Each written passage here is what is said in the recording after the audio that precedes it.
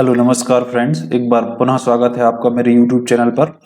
जैसा कि हम आप सभी को पता है कि वन रक्षक एवं जेल प्रहरी की जो संयुक्त परीक्षा मध्य प्रदेश में आयोजित की जानी है, उसके लिए एडमिट कार्ड जारी होने वाले हैं। कुछ ही दिनों में एडमिट कार्ड साइट पर अपलोड हो जाएंगे। इंग्लिश के क्वेश्चन आज के वीडियो में सॉल्व करेंगे और उनके साथ साथ उनके जो कॉन्सेप्ट हैं उनको भी देखेंगे, तो वीडियो में अंत तक जरूर बने रहिएगा। पहला क्वेश्चन है, choose appropriate articles for the given sentence. जो दिए गए सेंटेंस में है, इसमें हमें अप्रोप्रिएट आर्टिकल का चूज करना है। तो पहले ऑप्शन में द और द ए दिया है, ए द ए ये सब दिए हैं ऑप्शन में, तो हमें अपने अप्रोप्रिएट आर्टिकल का चूज करना है।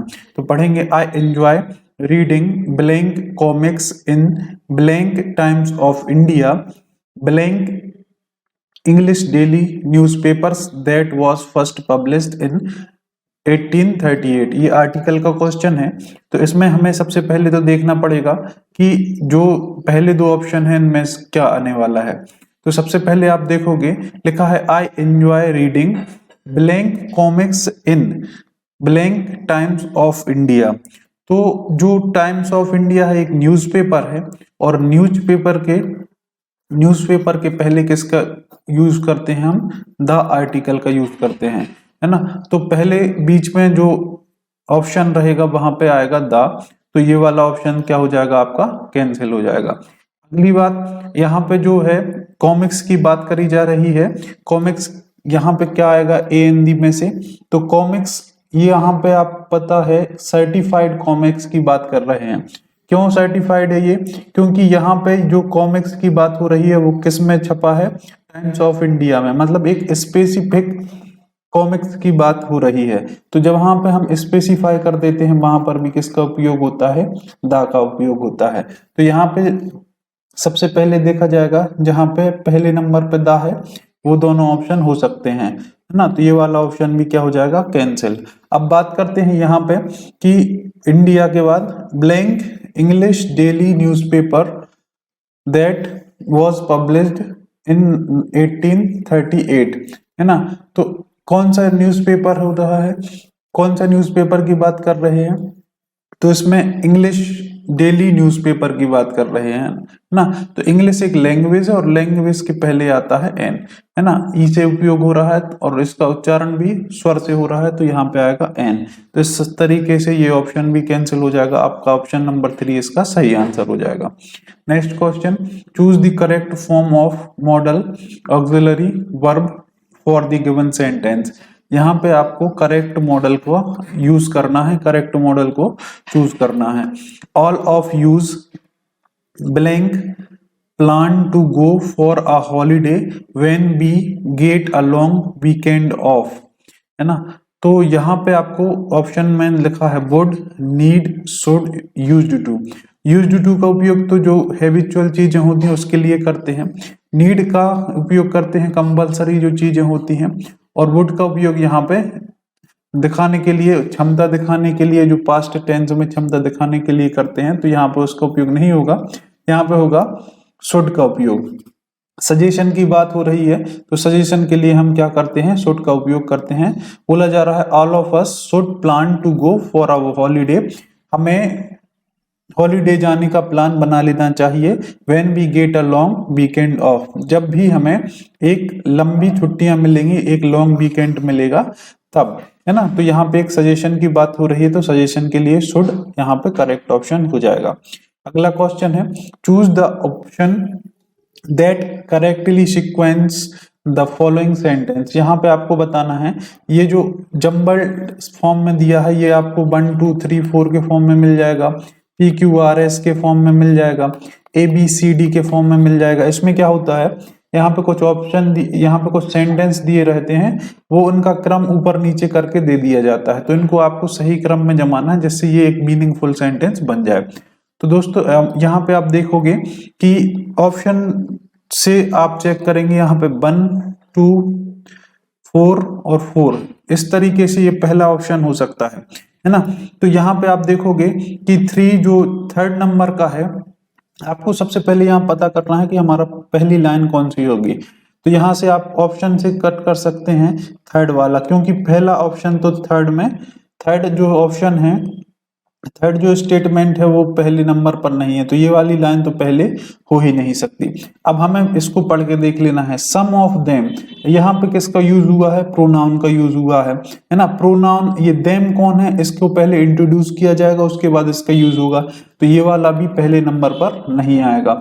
अगला क्वेश्चन, अगला सेंटेंस पढ़ेंगे। Ships sailing near southern New Zealand have been warned of iceberg, ये हो सकता है। ये तो हमने पहले ही इसको एलिमिनेट कर दिया। दे आर, यहाँ पे देखो, यहाँ पे लिखा है they are found mostly near south. अब यहाँ पे ये जो दे हैं ये कौन है, इसको भी हमें नहीं पता है ना, तो इसको भी हम एलिमिनेट कर देंगे, है ना। तो इस तरीके से जो पहला ऑप्शन हो जाएगा, ships sailing near southern New Zealand have been warned of iceberg, तो ये हमारा पहले नंबर पर हो जाएगा। मतलब पहले नंबर पर जो आएगा वो क्या होगा? 2। तो यहाँ पे ऑप्शन में देख लो कौन से ऑप्शन में है अकेला, इस वाले ऑप्शन में है, ये पहले नंबर पर होगा, तो ये हमारा सही आंसर हो जाएगा। इस तरीके से हम बिना इसमें दिमाग लगाए इसको सॉल्व कर सकते हैं। थोड़ी सी हमें इसकी बेसिक जानकारी होनी चाहिए, तो वीडियो आप रेगुलर देखते रहिए, ये जो क्वेश्चन आते रहेंगे तो हम इनको बार बार डिस्कस करते रहेंगे। अगला क्वेश्चन है, choose the correctly punctuate sentence, है ना। ऐसा सेंटेंस इसमें यूज देखना है जिसमें सही पंचुएशन मार्क का यूज हुआ है। तो दोस्तों यहाँ पे लिखा है India celebrate it's independence day on 15 August every year. एक सिंपल सी जानकारी दी गई है, यहाँ पे इस वाले मार्क का कोई औचित्य नहीं है, ये वाला है ना, ये वाला एक्सक्लेमेटरी कोई आश्चर्यजनक बात हो नहीं रही, ये वाला ऑप्शन नहीं होगा, ये वाला ऑप्शन नहीं होगा। यहाँ पे ये वाला जो सेमीकोलन है इसको लगाने की भी जरूरत नहीं है, इसको भी ये एलिमिनेट हो जाएगा। तो सिंपल सेंटेंस है, तो आखिरी में सबसे बाद में जा करके फुल स्टॉप लगाने की जरूरत है और कोई पंचुएशन इसमें लगाने की जरूरत नहीं है। तो इसका सही आंसर हो जाएगा India celebrates it's independence day on 15 August every year. I hope ये आपको समझ में आया होगा। जो यहाँ पे ये एग्जामिनर होते हैं वो आपको कंफ्यूज करने के लिए ये सारी चीजें देते हैं। ऐसे जो ये वाला जो साइन लगता है, ये कोई भी सेंटेंस स्टार्ट करते हैं तब इसका साइन यूज होता है ना।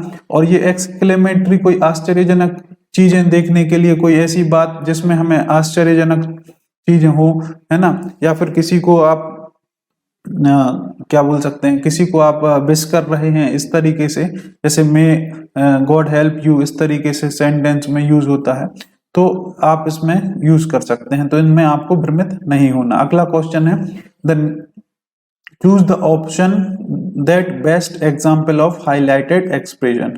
आपको बताना है जो ये दिया है, the new rules in the country give business a leg up to face competition from the other countries, है ना। तो इसमें इसका सही आंसर हो जाएगा असिस्टेंस, है ना, असिस्टेंस इसका सही आंसर हो जाएगा। एक ये आपको इडियम फ्रेज का क्वेश्चन है, तो इसको आप देख सकते हैं। अगला क्वेश्चन है, blank he was a best candidate that blank he did not win the election. इन दोनों सेंटेंस को आपको करेक्ट पंचुएशन से इसको जोड़ना है ना, सॉरी करेक्ट कंजंक्शन से इसको जोड़ना है। तो एंड तो बीच में यूज होगा, यहाँ पे एंड को जोड़, यहाँ पर लग करके एंड जोड़ते हैं ना, तो एंड तो इसमें होता नहीं। अब बट का यूज होता है दो कन्फ्लिक्ट सेंटेंस में, मतलब कोई काम हुआ है लेकिन ऐसा नहीं हुआ, इस तरीके से इसका यूज होता है। तो ये भी इसमें नहीं होगा, क्यों? क्योंकि यहाँ पे बट बीच में यूज होता है ना। इफ हो सकता है, तो इसमें इफ को जमा करके देखते हैं, if he was the best candidate, है ना। यहाँ पे ये सेट नहीं हो रहा क्योंकि इफ का यूज होता है संदेह के लिए, है ना। अगला क्वेश्चन यहाँ पे the he was the best candidate, उसके बेस्ट कैंडिडेट होने के बावजूद ही did not win the election, है ना। वह जो है कोई एक व्यक्ति है, वह बेस्ट है अपनी फील्ड में, लेकिन वह अपना चुनाव नहीं जीत सका। तो यहाँ पे दो का उपयोग होता है बावजूद के लिए, के बावजूद के लिए, मतलब वह बेस्ट तो है अपने फील्ड में, उसके बावजूद भी वह इलेक्शन नहीं जीत पाया। तो यहाँ पे एंड का यूज तो और होता है ना, तो इसका उपयोग नहीं होगा। बट का यूज होता है परंतु के लिए, इफ का यूज होता है यदि के लिए, है ना, तो ये नहीं होगा। तो इसका सही आंसर हो जाएगा ऑप्शन नंबर 4। फ्रेंड्स, अगला question, choose the word that is opposite in meaning to highlighted word. Opposite बताना है ना। I always postpone the evil day when I have to visit the dentist, है ना। I always postpone the evil day when I have to visit the dentist. Suspend, defer, respite और hasten. तो इसका सही answer हो जाएगा हेस्टेन। ये बुकैब का क्वेश्चन है तो ये आपको याद करना पड़ेगा। अगला question, choose the appropriate proposition. Proposition से एक ना एक क्वेश्चन आपको देखने को मिलेगा ही, है ना। तो इसको देखेंगे। Each year thousands blank people suffer blank life threatening disease, है ना।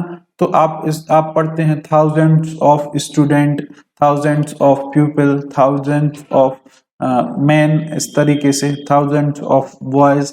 तो थाउजेंड्स के बाद यहाँ पे क्या मिलना चाहिए, ऑफ, है ना। तो यहाँ पे ऑफ दो जगह है, तो ये वाला ऑप्शन और ये वाला ऑप्शन को एलिमिनेट कर सकते हैं हम। पीपल सफर, किसी चीज से सफर कर रहे हैं, किसी चीज से परेशान है। लाइफ थ्रेटनिंग, है ना, डिसीजेस, लाइफ थ्रेटनिंग डिसीजेस से सफर कर रहे हैं। तो यहाँ पे कोई ऐसा ऑप्शन आएगा जिसका उपयोग होगा से के लिए, है ना। तो अगेंस्ट का यूज तो होता है विरुद्ध के लिए, के विरुद्ध के लिए अगेंस्ट का यूज होता है। तो यहाँ पे ऐसी कोई बात हो नहीं रही, तो इसके लिए किसका उपयोग होगा, फ्रॉम। फ्रॉम मतलब होता है से, तो ये वाला ऑप्शन कट जाएगा। आपका सही ऑप्शन हो जाएगा ऑफ और द। सही सेंटेंस हो जाएगा each year thousands of people suffer from life threatening disease. अगला क्वेश्चन, फ्रेंड्स, अगर आपको वीडियो पसंद आ रही तो वीडियो को लाइक और शेयर जरूर कीजिएगा। अगर आप चैनल पर नए हैं तो चैनल को सब्सक्राइब कर लीजिएगा। हम इसी तरीके से हर एक सब्जेक्ट की वीडियो लेकर के आपके सामने आते हैं। अगला question, one of my best friend is a witch. अब यहाँ पे आपको ये एरर डिटेक्शन का क्वेश्चन है। यहाँ पे आपको एरर को स्पॉट करना है और आपसे पूछा है choose the option that rectifies it. Question यहाँ पे आप अच्छे से नहीं पढ़ोगे तो ये क्वेश्चन आपका गलत हो जाएगा। उन्होंने बोला है एरर को स्पॉट करना है, तो यहाँ पे हम क्या करने लगेंगे, रॉन्ग सेंटेंस को ढूंढने लगेंगे। लेकिन उन्होंने पूछा है रेक्टिफाई इट, मतलब ऐसा ऑप्शन बताना है जो आपका सही है, करेक्ट है, ग्रामेटिकली करेक्ट है, उस सेंटेंस को ढूंढना है। तो यहाँ पे पढ़ोगे one of my best friend is a witch. तो जब वन ऑफ की बात होती है तो यहाँ पे वन ऑफ किस में ढूंढ देते हैं, बहुत सारे लोगों से हम किसी एक को ढूंढते हैं, है ना। तो यहाँ पे जो आपका जो नाउन होगा वो कैसा होगा, प्लूरल नाउन होगा। तो यहाँ पे आप देखोगे ये जो प्लूरल नाउन होंगे यहाँ पे क्या है, ये सिंगुलर है, तो ये दोनों ऑप्शन क्या हो जाएंगे, कैंसिल। अब आते हैं दो option, one of my best friends. One of my best friends, मेरे बहुत सारे फ्रेंड्स में से एक ऐसा है, कैसा है, विच, है ना। तो अब उसमें क्या करना पड़ेगा, अब बहुत सारे फ्रेंड्स में से जब एक को छांटोगे तो जो आपने सब्जेक्ट वर्ब एग्रीमेंट में एक रूल होता है कि जो आपका सब्जेक्ट फर्स्ट सब्जेक्ट है उसके हिसाब से यहाँ पे आपको वर्ब लेनी पड़ेगी।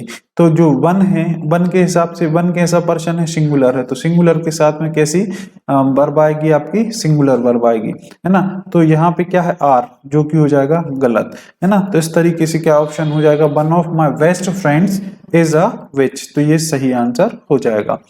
Next question, when choose the appropriate option that changes the given sentence into passive voice।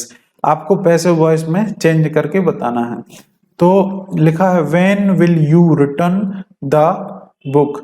आपको passive voice में दो तीन चीजें याद करनी है। सबसे पहले तो उनका टेंस चेंज हो जाता है, टेंस चेंज हो जाता है, मतलब वर्ब की थर्ड फॉर्म का यूज होता है ना, और उसके अकॉर्डिंग ये चेंज होगा। तो लिखा है when will you return the book, है ना। तो ये क्वेश्चन आपका क्वेश्चन फॉर्म में है, WH के फॉर्म में है, तो ये इसका जो पैसिव वॉइस है वो भी WH के फॉर्म में ही, क्वेश्चन फॉर्म में ही बनेगा। तो यहाँ पे क्या हो जाएगा, the book will be written by you, ऐसा नहीं बनेगा, है ना, क्योंकि यहाँ पे क्वेश्चन ही पूछा जा रहा है, तो क्वेश्चन से ही इसका क्वेश्चन मतलब जो पैसिव वॉइस बनेगा। ये जो दोनों ऑप्शन तो कैंसिल हो जाएंगे। अब यहाँ पे when will you return the book आना चाहिए, है ना, तो बिल के बाद यहाँ पे क्या होना चाहिए, थर्ड फॉर्म, है ना। तो विल यू रिटर्न, यहाँ पे लिखा है व्हेन विल यू रिटर्न, अब यहाँ इसके आगे का लिखा नहीं क्या रिटर्न करना है, तो ये ऑप्शन तो वैसे ही कैंसिल हो जाएगा। लिखा है when will the book be return, book वापस कब करोगे या कब होगी, तो ये सही ऑप्शन हो जाएगा। आई होप ये आपको समझ में आ गया होगा। तो आज की वीडियो में हमने जो 10 क्वेश्चन किए हैं, आई होप आपको ये समझ में आए होंगे। अगर ये वीडियो समझ में आती है, क्वेश्चन समझ में आते हैं, तो आप चैनल को सब्सक्राइब कर लीजिए। इसी तरीके से हम हर एक सब्जेक्ट की वीडियो आपके सामने लेकर के आते हैं। तो आपसे जल्दी मिलते हैं नेक्स्ट वीडियो में, तब तक के लिए बहुत बहुत धन्यवाद।